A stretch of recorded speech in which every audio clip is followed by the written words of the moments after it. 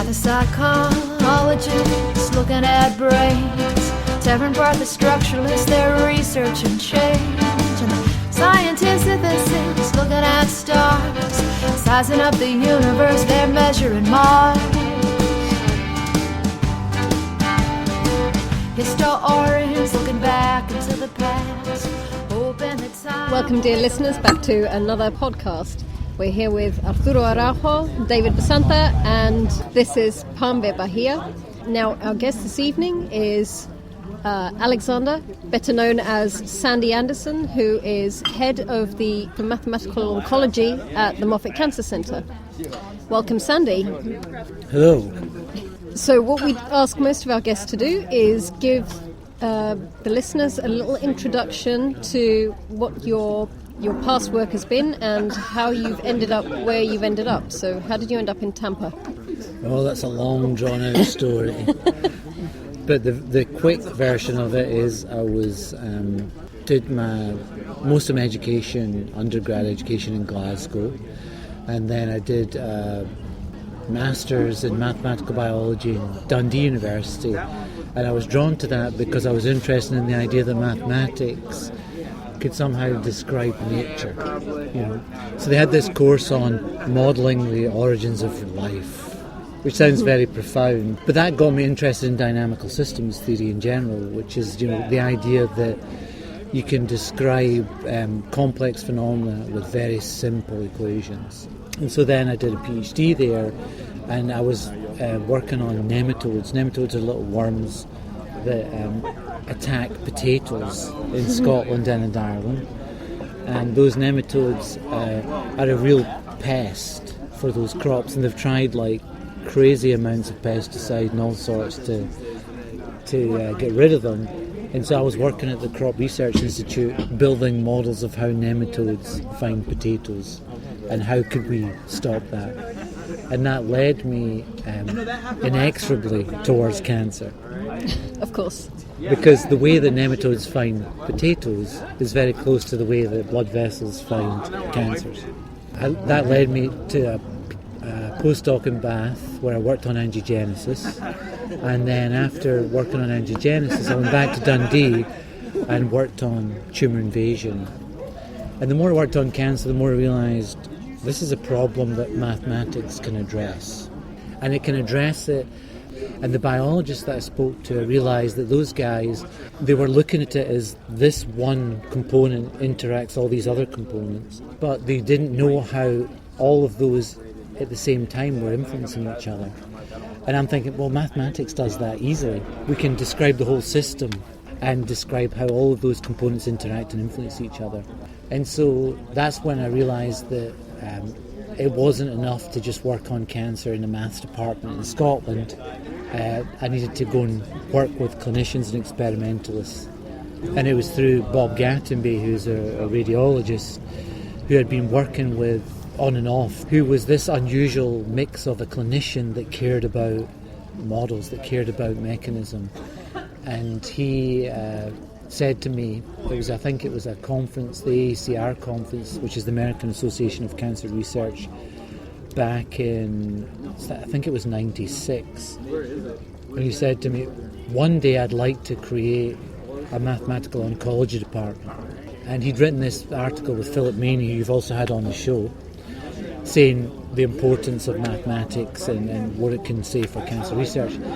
And so he said to me at this meeting, let's create this thing, would you direct it with me? And of course at the time I was like, sure, of course, no problem, thinking it would never happen.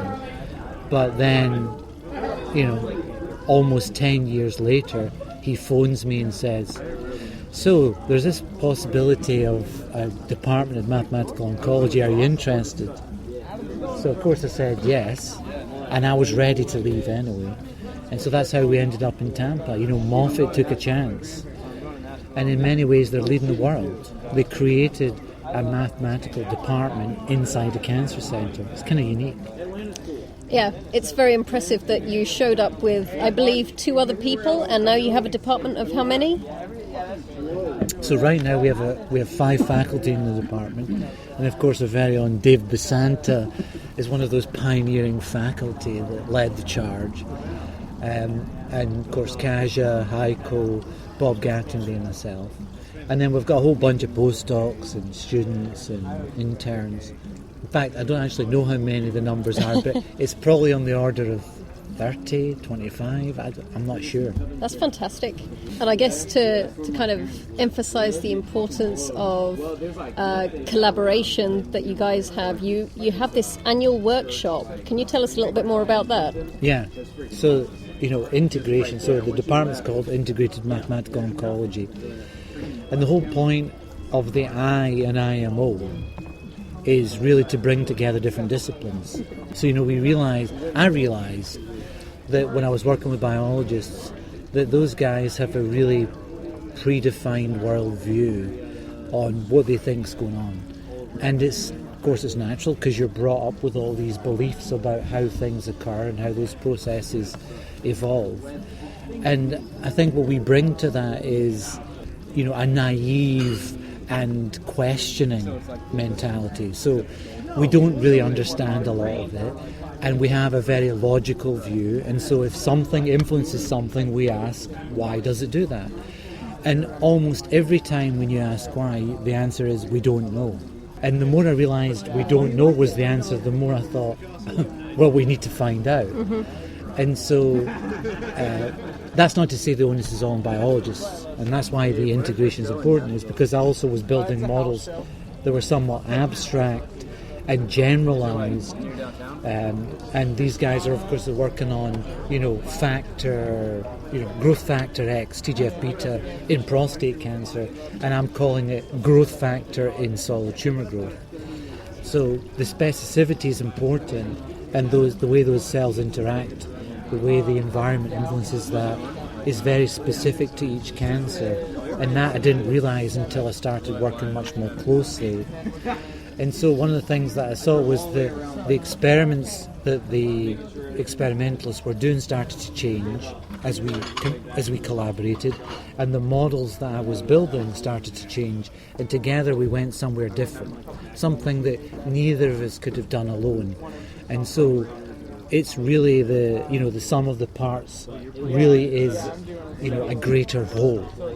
And so the I is about creating a whole, a complete whole. And that's something I'm really passionate about, because it's kind of like an exciting new discipline.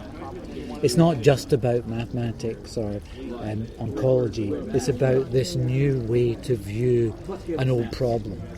Right, so this experimentalist I worked with, Vito, used to say when he spoke to me, put on his mathematical specs, and he would look at the very same experiments with these new glasses that would give him this different take on the exact same thing that he looked at, right? But he would look at it as the cell biologist, and I would look at it as the kind of logical, very naive, straight-thinking mathematician.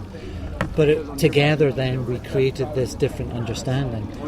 And it's fun, it's exciting, and that's the whole I in the IMO.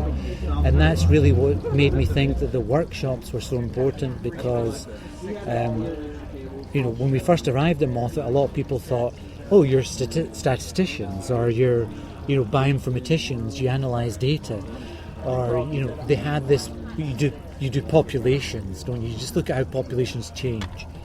And we're like, no, we're trying to understand mechanism. Oh, molecular mechanism was the retort. What do you mean by that? And I'm like, well, no, I'm talking about how the cells functionally change and interact and alter their environment.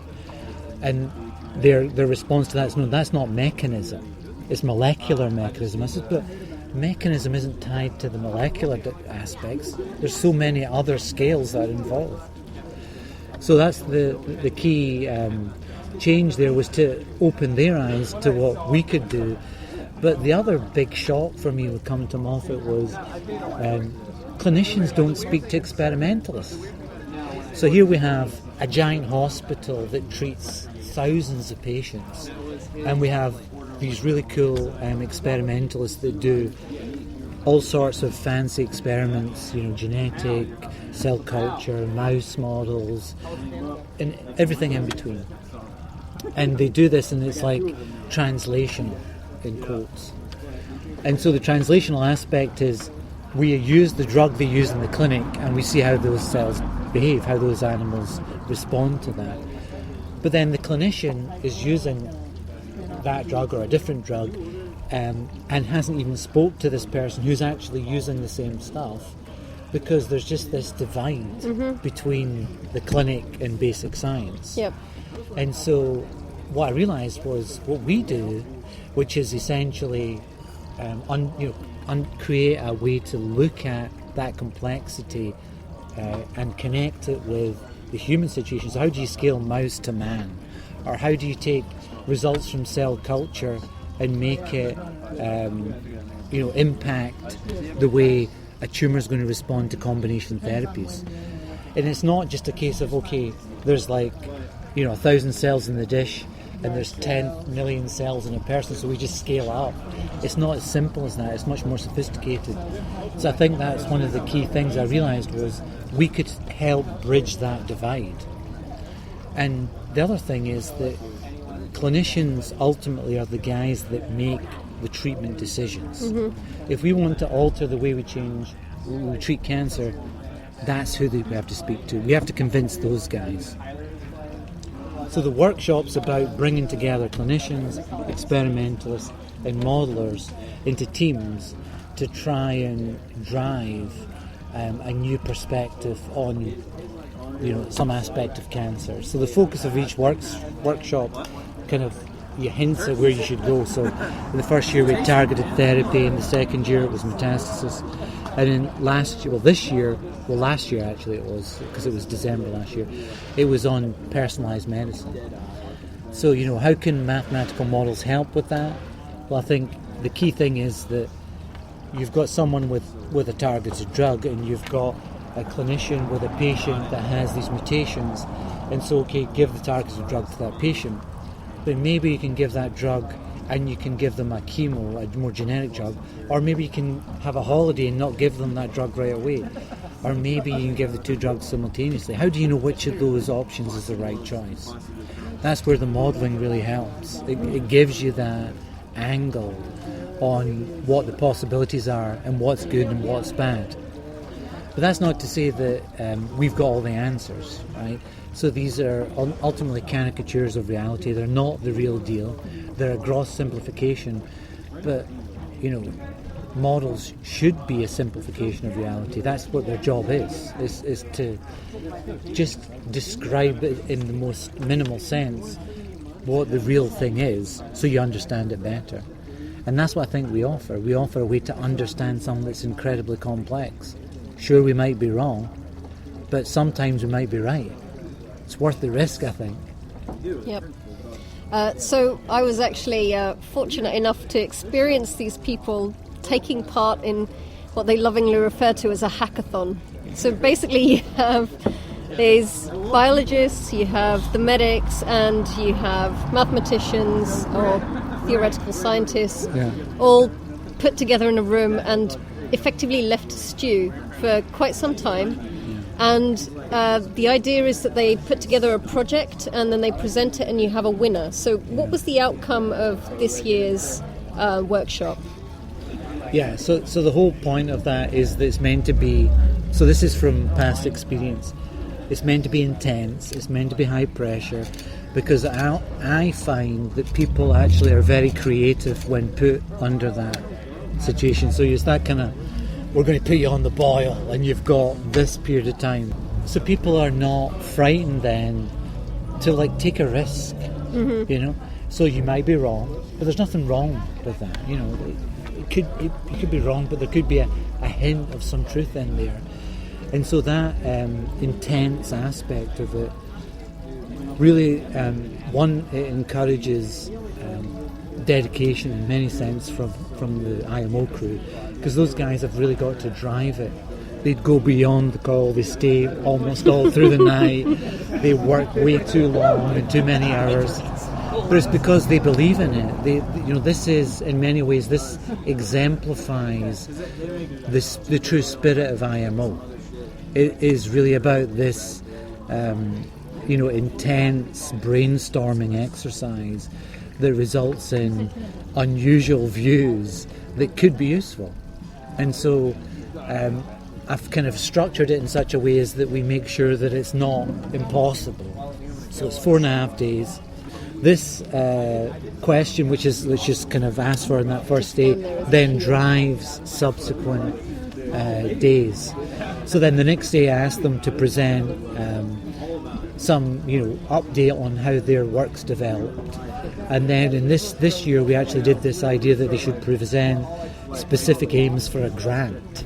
And what that means is, given that they were going to give a prize, the winning prize is actually $50,000. It's not a trivial amount of money.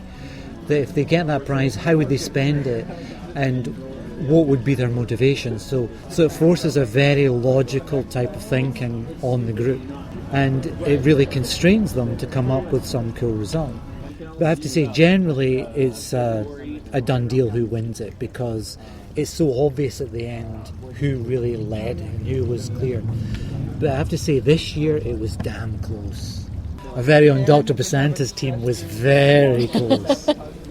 That would have been 2 years running for him. Yeah, which would have been spoiling him a bit too much. He couldn't get his head out the door in that case. So you said the theme for this particular workshop was personalised medicine. Yes. How likely do you think it is that sometime in the future we will actually be able to tailor medicine to an individual? So, in general, I'm not sure how much I can comment on, but for cancer, I can definitely comment. So, one of the things that we always use this analogy, which is, in some senses flawed, but it's a useful analogy, which is in weather forecasting. So, in a way, when we predict the trajectory of a hurricane, right, then we're kind of tailoring a mathematical model to predict the future outcome of where that hurricane's going to go. And so how do you do that? You take current information on the state of the weather, you take information about the terrain, you take information probably even from the hurricane itself, if you can get it, and you predict forward in time what's going to happen. And so that's what we'd really like to do for cancer, is say, okay, this patient, this is their cancer, this is the current information we have, we've got imaging, we've got molecular information on it, we've got pathology, and we know some historic things about this disease. So is there a way that we can take all that information, integrate it, and predict forward in time what that cancer is going to do? And more importantly, can we predict how that cancer is going to respond to treatment, and therefore optimize the best treatments for that patient? And I really think that is possible, and it's possible in the not too distant future. The big roadblock is not going to be the models, it's going to be the clinic, it's going to be the clinicians themselves. Because there's so much red tape in trying to translate novel findings into clinical decisions that it's almost impossible. So even for us to touch or look at a sample, right, we have to apply for IRB approval. And this process is long and arduous, and it's almost like enough to put you off even trying it.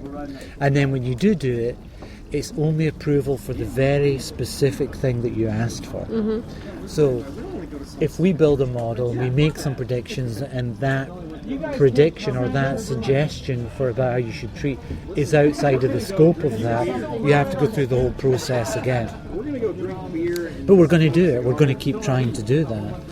And I think with the easiest way to make that happen is to use drugs that are currently approved. Yep. So, one of the things that Moffitt has in place is called the Moffitt pathways. Mm-hmm. And the pathways are essentially like a set of questions where if you answer it a certain way, you go down a certain path. Mm-hmm. And so that pathway is very much directed by the clinicians who helped define it. And so it's like you might have, is this an ER positive cancer for breast?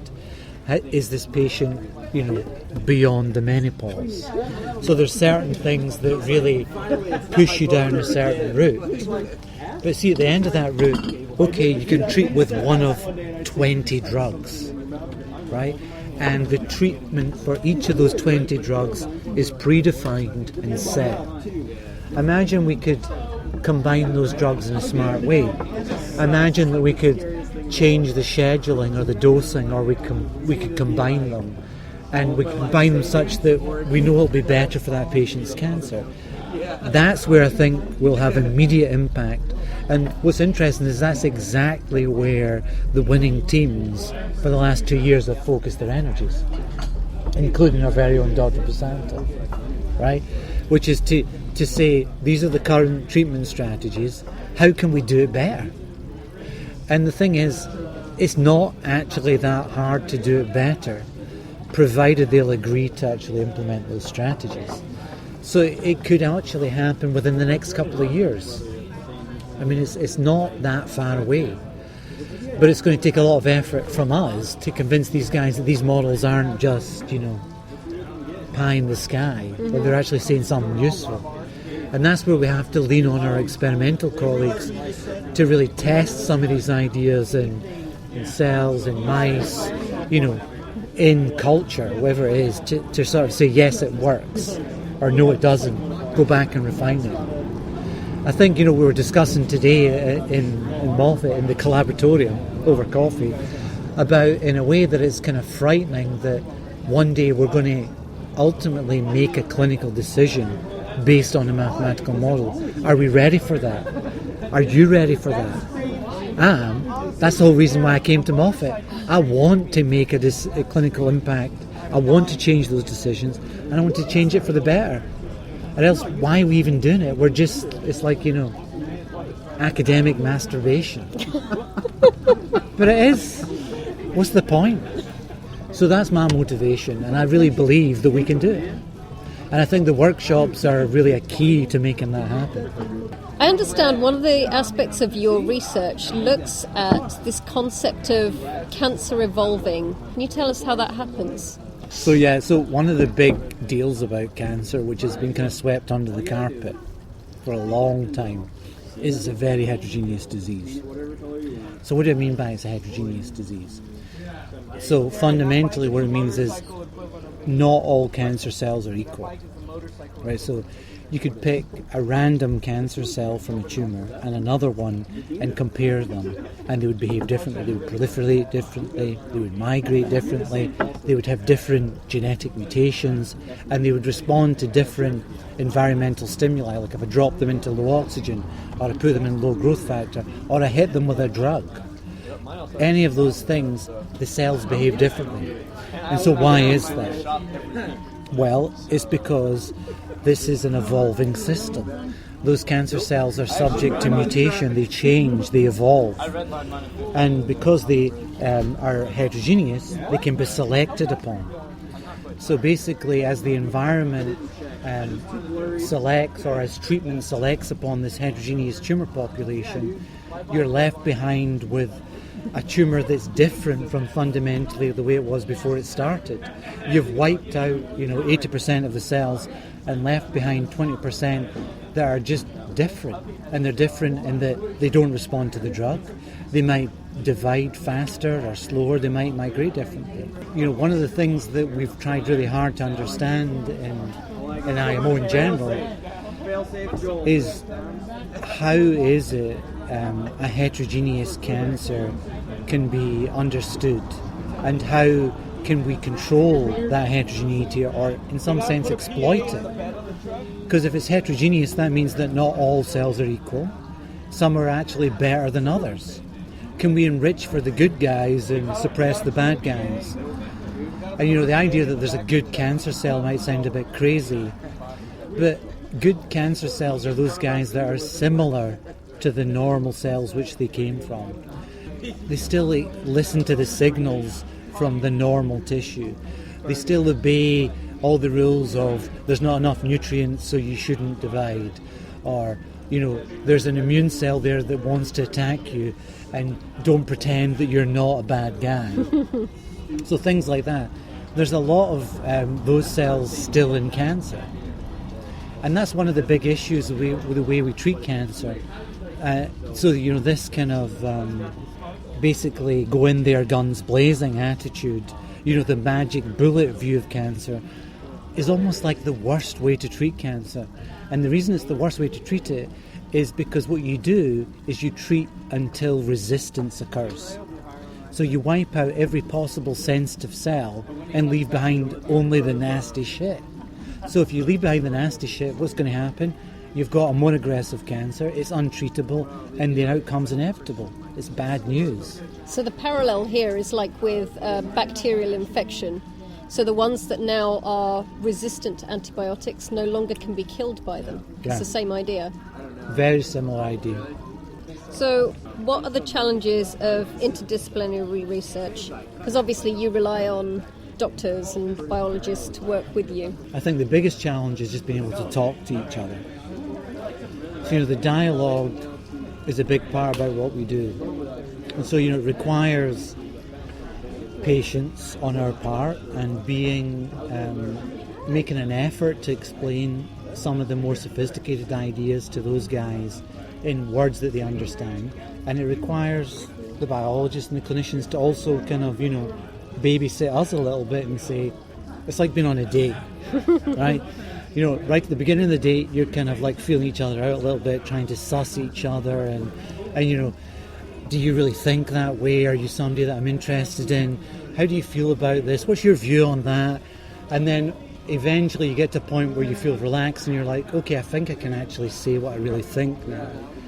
And I think that in many ways is like the dialogue that we have with our biological colleagues and clinical colleagues, is that to begin with, we're a little bit defensive, we're a little bit, I'm not sure if you really understand what I'm about. And they're kind of like, you couldn't possibly model the complexity of what I do. But eventually we get to a place where that dialogue is useful for each other and it's actually empowering. And once you get to that point, then interdisciplinary research is breathtaking, it's exhilarating, it's why I do the research that I do.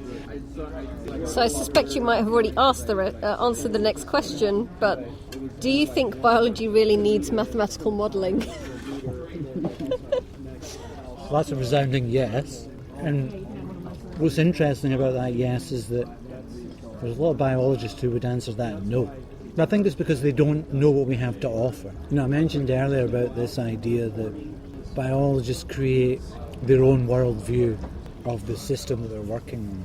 And in many ways they're modelers. They're not mathematical modelers, they're biological modelers in their own way. So they create a representation of this system that they're working on. And maybe it's taken them years to bring together all the different pieces in this bigger picture, and they'll even draw you a diagram and it'll have these proteins and they'll have connections between them, and those connections will be almost individual experiments and it'll look really sophisticated. And it's kind of beautiful what they've created, what they've managed to do with experimentation alone. In fact, it always amazes me that they've managed to get that far. Because one of the fundamental problems is that intuition isn't enough. Linear thinking isn't enough. It's not enough to say that, factor A influences factor B and it gives you this result.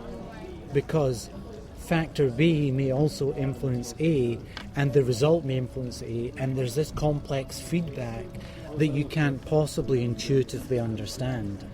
And that's where the beauty of mathematics comes to the fore. It relishes in that kind of complex feedback. It's brilliant at describing, very sophisticated interactions with really quite simple equations. And so that naive kind of linear thinking is important, but really there's this non-linearity that's just natural, and it occurs in the world that we live in. It's the reason why we can't predict weather until we started incorporating those sorts of features. It's the reason why when you see a pattern and you think that you're going to expect that you see the next step in that pattern to occur, that it doesn't occur. It's the noise, it's the stochasticity in the system that causes that intrinsic variation in the dynamics. And so that may make you think, oh, it's chaotic, it's random, it's just noise, but it's not. There's actually an underlying simple system which can describe all of that complexity with a limited number of variables. And that's one of the things that really got me interested in mathematics, was the idea that a complex system can be described by a very simple set of equations. And the reason it can be described that way is because of the feedbacks, because of the non-linearities. So I think that's a crucial point here. This is a nice incendiary question here. Don't know who came up with this, but who knows more about cancer, doctors or biologists? That's a controversial question.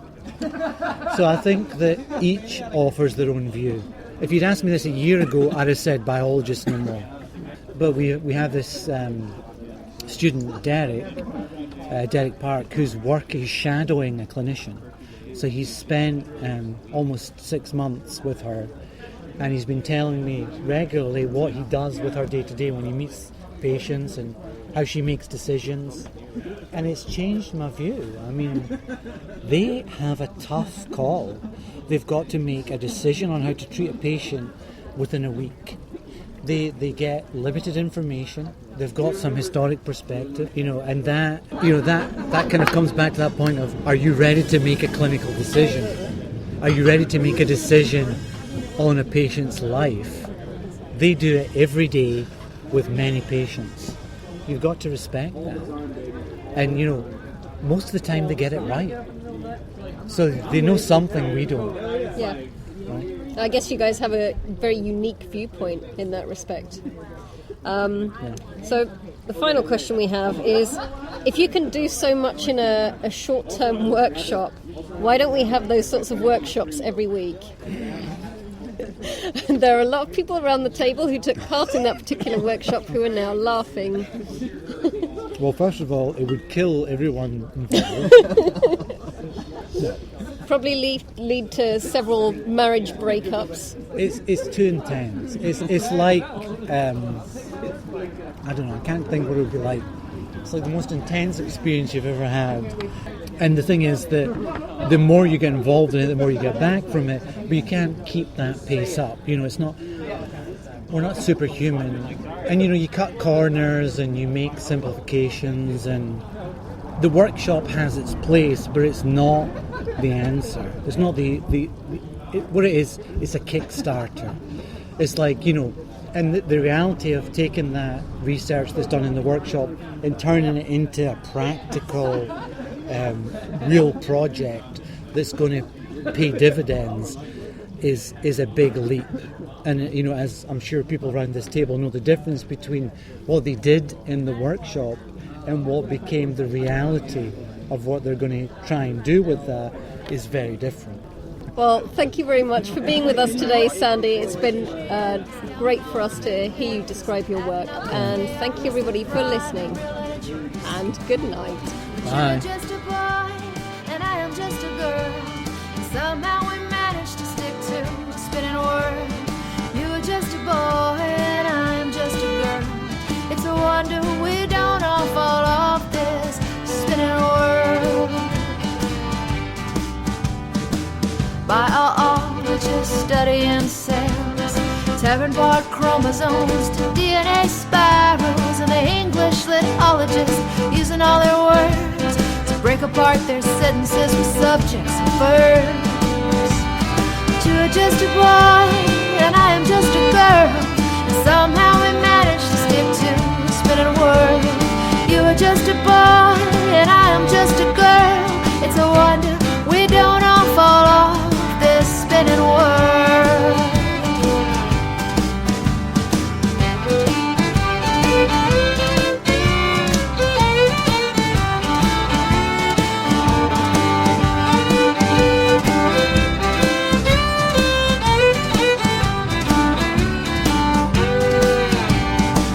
just a boy and I'm just a girl.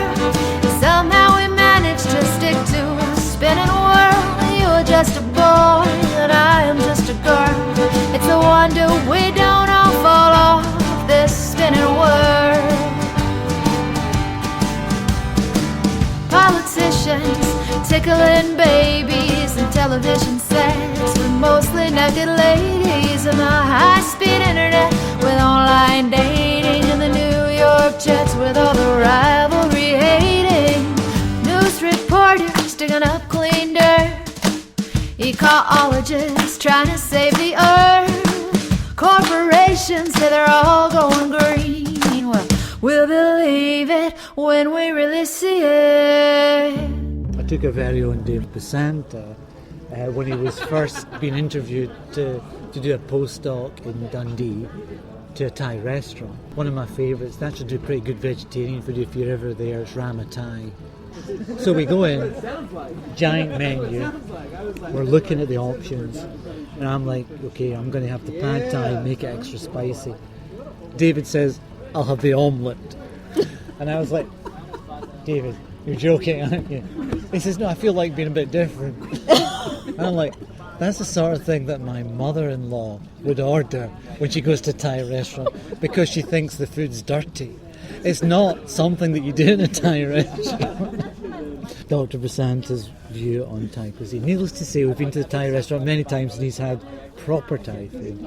But in that early experience, he wasn't quite ready yet for the full-blown Thai experience. You're just a boy and I am just a girl. And somehow we managed to. You've just been listening to a Two Scientists podcast. Now, if you'd like to keep up with our new releases, you can follow us on Twitter at 2SCIS, Facebook or Google Plus using the handle 2Scientists, or for the more old school among you, you can check out our website at twoscientists.org.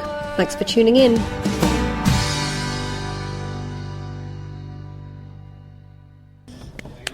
Hopefully that wasn't too bad.